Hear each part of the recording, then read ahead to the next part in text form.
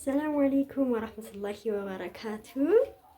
ውድ የተከበራችሁ የመዲያም ቅመሞች ነው የምለው እኔ ሁሌም ማለት ነው። ምክንያቱም ይሄ የሚናፍቃችሁ እናንተ ናችሁ ብዙ ነገርና እስኪ እንጀራ ዛሬ ላብላችሁ ማለት ነው። ትኩስ እንጀራ በበርበሬ አልናፈቃችሁም?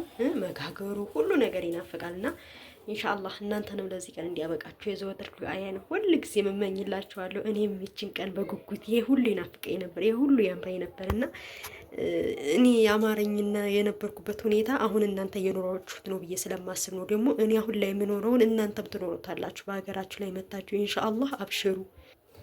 እናንተን እያወራሁ እንጀራው ምጣዱ ላይ በአንድ እጅ ስለ እየቀረጽኩኝ ነውና አልተመቸኝም ነበረ። እስኪ ብሉልኝ የኔ ወዶች አበረታቱኝ። እሺ የምትፈልጉትን ነገር አቀርብላችኋለሁ ኢንሻአላህ ተዓላ።